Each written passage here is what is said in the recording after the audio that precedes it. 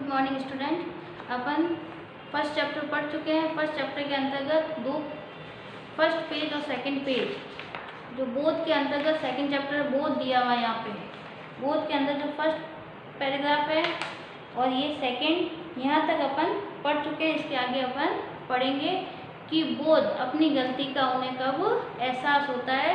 तो इसके अंतर्गत यहाँ पे तीन व्यक्ति हैं और पहले हैं जो क्या है, एक शिक्षक है, दूसरे एक पुलिस अधिकारी है और तीसरा है कचहरी में काम करने वाले हैं। तो पुलिस अधिकारी और कचहरी वाले व्यक्ति क्या करते हैं कि आराम से अपने मतलब सुखी संपन्न यानी अतिरिक्त पैसे या ये अपन कह सकते हैं अधिक आमदनी से अपने परिवार को खुश रखते हैं, समृद्ध हैं।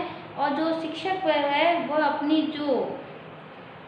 जो दिन रात काम करते हैं, मेहनत करते हैं, उसके बावजूद भी वह संतुष्ट नहीं है वह अपने कार्य से या व्यवसाय से। तो उसके बारे में इनमें बताया गया है। तो तीनों क्या करते हैं, एक सफ़र करते हैं, एक यात्रा करते हैं, कहीं घूमने जाते हैं। तो उसके आगे देखें, मुंशी बैजनाथ के पास पैर फैलाने की जगह न थी। जो मुंशी बैजनाथ थे उनको पैर फैलाने यानी सफ़र करते हैं रेल में, तो उन्हें वहाँ पे इतनी भी जगह नहीं मिली कि वो अपने पैर आराम से फैला सके। उनकी तबीयत खराब हो गई, एक बार उल्टी और पेट में मरोड़ पड़ने लगे।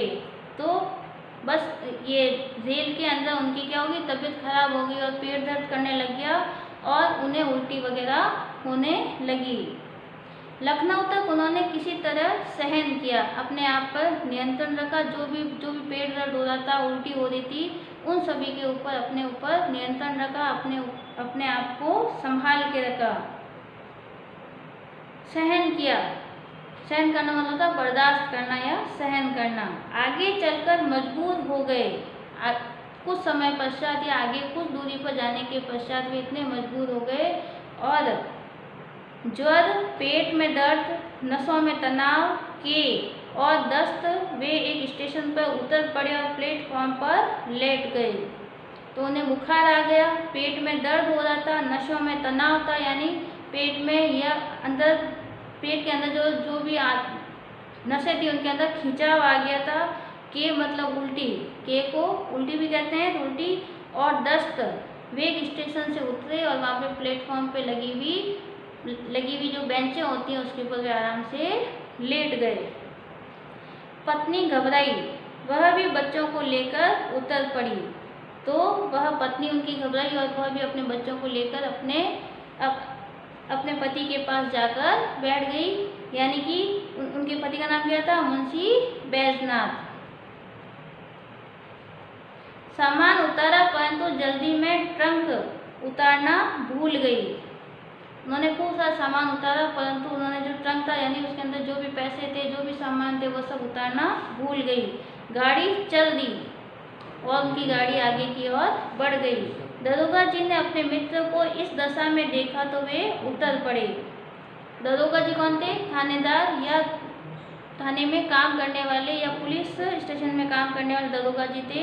उन्होंने अपने मित्र की इस दशा को, इस हालत को देखकर वे भी नीचे उतरे और उन्होंने देखा। स्टेशन मास्टर ने यह हाल देखा तो समझा कि हैजा हो गया है। जब उल्टी, दस्त, बुखार वगैरह जब हो जाते हैं तो उसको क्या बोलते हैं, हैजा होना।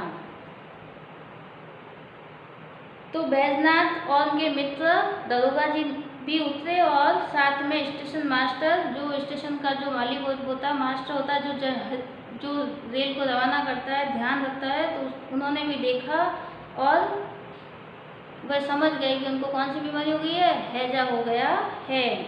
हुक्म दिया कि रोगी को अभी बाहर ले आओ। रोगी मतलब होता है बीमारी, रोगी का होता है बीमार, हुक्म का मतलब होता है आदेश।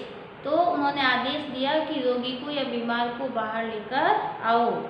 मजबूर होकर सब लोग मुंशी जी को एक पेड़ के नीचे उठा ले गए। कहाँ ले गए उनको, एक पेड़ के नीचे, पेड़ की छाया के नीचे उन्हें वहाँ पर बिठा दिया। उनकी पत्नी रोने लगी। हकीम डॉक्टर की तलाश हुई, पता लगा कि पास एक छोटा सा अस्पताल है। यानी पास में उनकी पत्नी उनकी स्थिति को या हालत को देख कर रोने लगी और आस पड़ोस में पता करने पे पर जानकारी मिली कि वहाँ पे एक छोटा सा अस्पताल ही है। उन लोगों की जान में जान आई।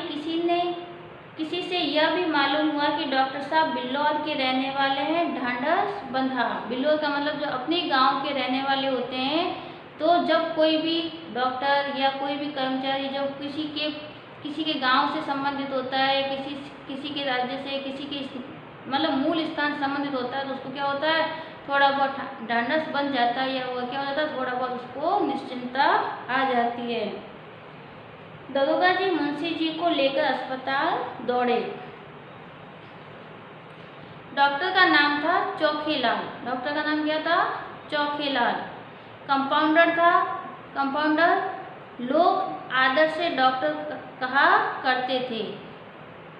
वो वास्तव में क्या था, वह कंपाउंडर था, परंतु सभी लोग उसको क्या कहते थे, डॉक्टर ही कहते थे। तो लोग आदर से उसको डॉक्टर बोलते थे।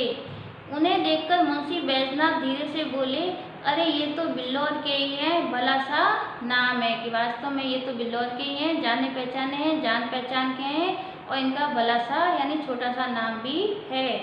तहसील में आया जाया करते हैं, यानी तहसील के अंदर काम करते हैं वो भी बैजनाथ जी। तो वहाँ पर वे आते जाते रहते थे, तो उन्होंने उनको आसानी से पहचान लिया। क्यों महाशय, मुझे पहचानते हो?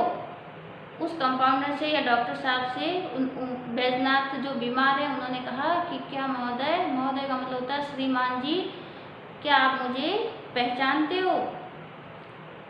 चौकीलाल ने जवाब दिया, जी हाँ, खूब पहचानता हूँ। जब मैं तहसील में लगान भरने जाता हूँ तब आप डांट कर अपना हक वसूल कर लेते हैं। चौकीलाल ने क्या जवाब दिया कि जब मैं अपनी ज़मीन का क्या लगान, जो अपन कह सकते हैं ज़मीन का जो सरकारी भाग होता है उसे वहाँ पे जमा करवाना पड़ता है, तो उसको यहाँ पे लगान भरने के लिए जैसे ही वह जाते हैं तो मुंशी बैजनाथ क्या करते हैं, डांट कर भगा लेते हैं और अपना क्या वसूल लेते हैं, हक वसूल लेते हैं। अपनी जो फीस होती है अलग से होती है वह उनसे वसूलते हैं, यानी ले लेते हैं। वसूलना मतलब ले लेना। ना दूँ तो शाम तक खड़े रहना पड़े, यानी जल्दी काम करवाने के लिए लोग क्या करते हैं, कुछ पैसे देकर कुछ पैसे उसको क्या बोलते हैं, रिश्वत बोलते हैं। तो अपनी भाषा में यहाँ पे क्या बोलते हैं, रिश्वत बोलते हैं। परंतु यहाँ पर मुंशी बैजनाथ क्या करते थे, अपना हक यानी कुछ अलग से पैसा लेते थे और उनका काम कर देते थे, और उसको अगर अलग से पैसा या रिश्वत के रूप में कुछ पैसा न दें तो उनको पूरी लाइन में खड़े रहना पड़ता है। अब मेरी फीस के 10 रुपये निकालिए और दवा लेकर चलते बनिए। मैंने आपका इलाज किया है, इसलिए आप मेरी फीस के कितने रुपए दें, 10 रुपये दें और यहाँ से चले जाएं। दरोगा जी ने हैरानी से पूछा, 10 रुपये कि इलाज करने के इतने रुपए लगते हैं, 10 रुपये लगते हैं? चौकीलाल ने कहा, जी हाँ, और यहाँ ठहरना चाहें तो 10 रुपये रोज। अगर आपको यहाँ पे ठहरना है तो आप प्रतिदिन 10 रुपये दे सकते हैं, और मेरी फीस के रुपए भी 10 हैं और यहाँ पे ठहरने के भी 10 रुपये हैं। इसके अंतर्गत अब इसका जो आगे का भाग है वह अपन अगले भाग में पढ़ेंगे। और यहाँ पे जो प्रश्न दिए हुए हैं, 1 2 3 4 5, ये 5 प्रश्न हैं।